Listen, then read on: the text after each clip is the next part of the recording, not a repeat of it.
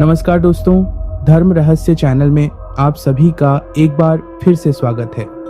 आज हम एक ऐसे विषय पर बात करेंगे जो रहस्य और रोमांच से भरा हुआ है। एक ऐसा विषय जो सदियों से लोगों को अपनी ओर खींचता रहा है। जी हाँ दोस्तों, आज हम बात करेंगे भारत की प्रमुख तांत्रिक नदियों के बारे में।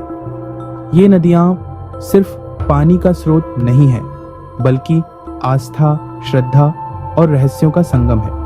इन नदियों के तट पर सदियों से साधु संतों ने तपस्या की है, मंत्र जपे हैं और सिद्धियां प्राप्त की हैं। इन नदियों के जल में ऐसी अलौकिक शक्तियां मानी जाती हैं जो रोगों को दूर भगा सकती हैं, मनोकामनाएं पूर्ण कर सकती हैं और जीवन को एक नया आयाम दे सकती हैं। तो दोस्तों, तैयार हो जाइए हमारे साथ एक अद्भुत यात्रा पर, जहां हम जानेंगे इन तांत्रिक नदियों के रहस्यों को, उनकी महिमा को और उनसे जुड़ी पौराणिक कथाओं को। सबसे पहले बात करते हैं हमारी सबसे पवित्र नदी गंगा मैया की। गंगा नदी को तो आप जानते ही होंगे, हर कोई जानता है।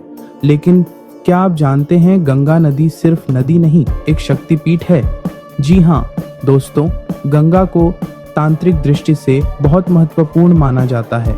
कहा जाता है कि गंगा में स्नान करने से न सिर्फ हमारे पाप धुल जाते हैं, बल्कि नकारात्मक ऊर्जा भी नष्ट हो जाती है। गंगा के जल में ऐसे कई दुर्लभ जड़ी बूटियां और खनिज पाए जाते हैं जो शरीर को स्वस्थ और मन को शांत रखते हैं।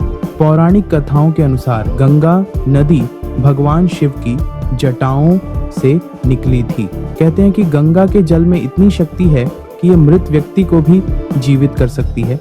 राजा भागीरथ ने अपने पूर्वजों की आत्मा की शांति के लिए घोर तपस्या की थी और गंगा को स्वर्ग से धरती पर लाए थे। गंगा नदी के तट पर कई प्रसिद्ध तीर्थ स्थल हैं, जैसे हरिद्वार, प्रयागराज, वाराणसी। इन जगहों पर करोड़ों लोग हर साल स्नान करने, पूजा अर्चना करने और अपने पूर्वजों को जल अर्पित करने आते हैं। गंगा नदी का जल इतना पवित्र माना जाता है कि लोग इसे अपने घर ले जाते हैं और पूजा पाठ में इस्तेमाल करते हैं। लेकिन दोस्तों, आज गंगा नदी प्रदूषण की चपेट में है। हमें सभी को मिलकर इसकी रक्षा करनी होगी और इसे स्वच्छ रखना होगा। अब बात करते हैं यमुना मैया की, जो कृष्ण भगवान की प्यारी बहन मानी जाती है। यमुना नदी को भी तांत्रिक दृष्टि से बहुत महत्वपूर्ण माना जाता है। यमुना नदी को जीवनदायिनी और मोक्षदायिनी दोनों ही माना जाता है। कहते हैं कि यमुना नदी में स्नान करने से सभी पापों से मुक्ति मिलती है और मोक्ष की प्राप्ति होती है। यमुना नदी का जल भी बहुत पवित्र माना जाता है और कई धार्मिक अनुष्ठानों में इसका इस्तेमाल किया जाता है। यमुना नदी के तट पर भी कई प्रसिद्ध तीर्थ स्थल हैं, जैसे मथुरा, वृंदावन, आगरा। इन जगहों पर हर साल लाखों लोग दर्शन करने और पूजा अर्चना करने आते हैं। यमुना नदी का संबंध प्रेम और त्याग से भी है। यमुना नदी को भगवान कृष्ण की प्यारी बहन माना जाता है और ऐसी कई कथाएं प्रचलित हैं जिनमें कृष्ण और यमुना के प्रेम का वर्णन मिलता है। यमुना नदी के किनारे ही भगवान कृष्ण ने अपना बचपन बिताया था और गोपियों के साथ रासलीला रचाई थी। लेकिन आज यमुना नदी भी प्रदूषण का शिकार हो चुकी है।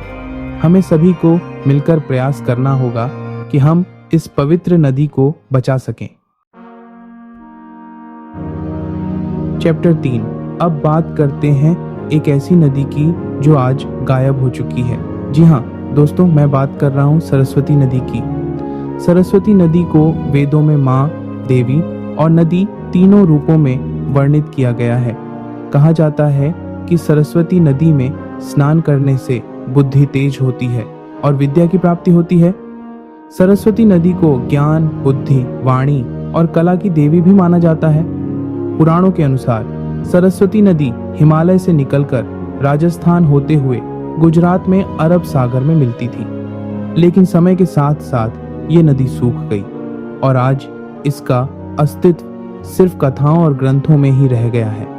हालांकि कुछ लोगों का मानना है कि सरस्वती नदी आज भी अस्तित्व में है, लेकिन ये जमीन के नीचे बहती है। कई जगहों पर खुदाई के दौरान ऐसे प्रमाण मिले हैं जिनसे ये संकेत मिलता है कि वहाँ कभी एक बड़ी नदी बहती थी। सरस्वती नदी का रहस्य आज भी एक अनसुलझी पहेली बना हुआ है, लेकिन इसमें कोई दो राय नहीं कि ये नदी हमारी संस्कृति और सभ्यता का एक अभिन्न हिस्सा रही है। चैप्टर 4। अब बात करते हैं नर्मदा नदी की, जिसे रेवा के नाम से भी जाना जाता है।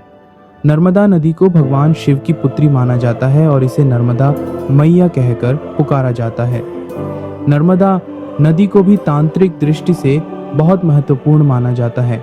कहते हैं कि नर्मदा नदी में स्नान करने से सभी पापों का नाश होता है और मोक्ष की प्राप्ति होती है। नर्मदा नदी के किनारे परिक्रमा करना भी बहुत शुभ माना जाता है। नर्मदा नदी का जल बहुत ही पवित्र और चमत्कारी माना जाता है। कहा जाता है कि नर्मदा नदी के जल में इतनी शक्ति है कि ये पत्थर को भी पिघला सकता है। नर्मदा नदी के तट पर भी कई प्रसिद्ध तीर्थ स्थल हैं, जैसे ओंकारेश्वर, मंडलेश्वर, महेश्वर। नर्मदा नदी की उत्पत्ति अमरकंटक नामक स्थान से हुई थी, जो मध्य प्रदेश में स्थित है। नर्मदा नदी की परिक्रमा करना बहुत ही पुण्यदायी माना जाता है।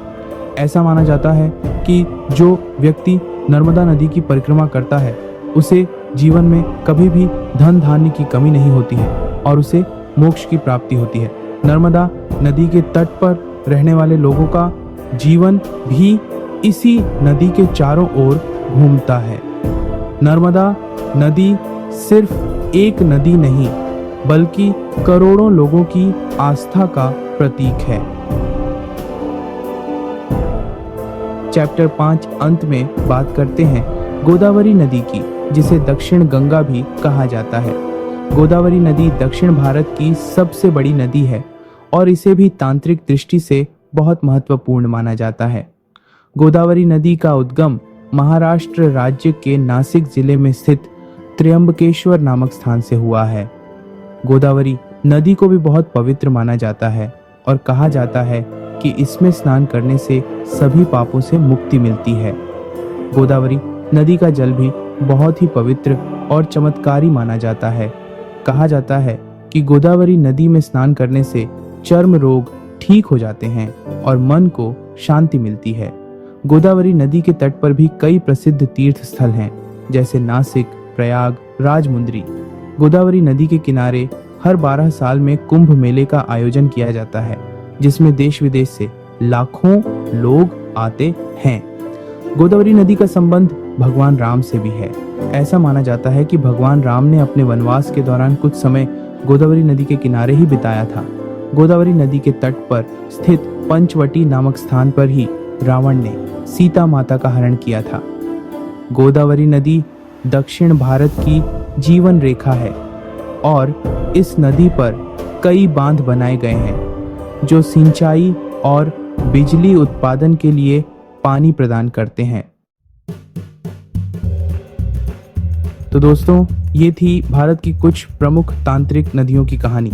ये नदियाँ सिर्फ पानी का स्रोत नहीं है, बल्कि हमारी आस्था, संस्कृति और इतिहास का प्रतीक है। हमें इन नदियों का सम्मान करना चाहिए और इन्हें प्रदूषित होने से बचाना चाहिए।